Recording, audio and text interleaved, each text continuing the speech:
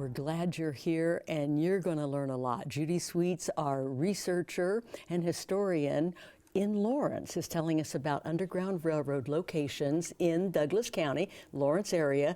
But before we left you last time, we were in Canada. Judy, why Canada? Well, they had abolished slavery in 1834 there, and slavery in the United States was not abolished till 1863. So that's why people went up there to be safe. I mean, there were thousands of people that went to Canada. So were more people of color able to be there, and were they more welcoming of people of color in Canada? Like, should they have just stayed there instead of coming back to the States?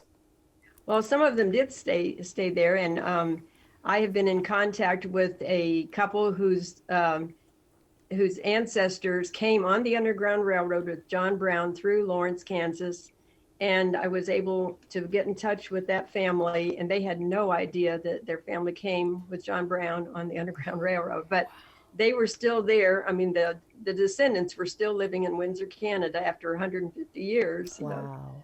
That's amazing. Okay, now you live close to a couple of Underground Railroad sites in Lawrence, but tell us about Grover Barn.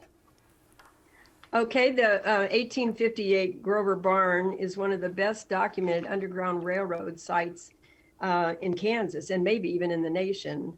It was built in, like I said, 1858 on a 160-acre farm, and it's about 3 miles southwest of Lawrence, the city of Lawrence. And Joel Grover lived there with his wife, Emily. That was one of 10 known Underground Railroad stations in Lawrence.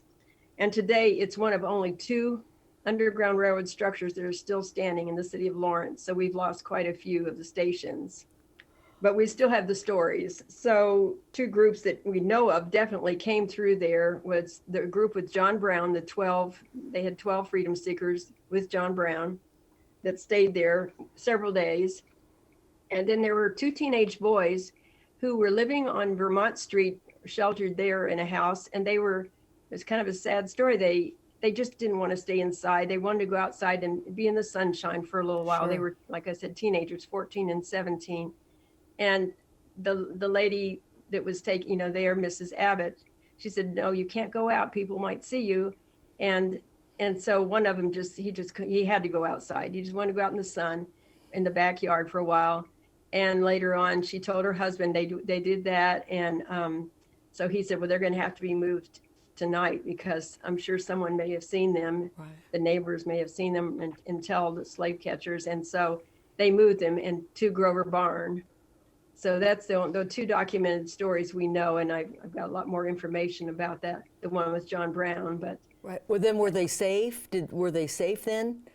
They eventually got to, another, they kept moving them to different stations. Okay. Yes, so try to get them to Canada if possible, or Iowa, either one. Do we have an idea of how many people went through the Underground Railroads in Kansas? Well, I can tell you about Lawrence. They said between 300 and 1,000 they think came through. I guess it was Douglas County on the Underground Railroad. That was Dr. Sheridan's estimate. And was Lawrence the main hub in terms of Underground Railroads? I know that it being more of a free area, was it like the main place for the Underground Railroads? Yes, and the people in the plantations in Missouri, they passed kind of like a grapevine. They would, if one person knew about it, this is a safe place to go, and that's a free state town. And then the people that owned them kept saying such terrible things about Lawrence so they thought that's where we're going to go because they don't like those abolitionists over there. So yeah, a lot of people came here, and the other place was Leavenworth. They went there.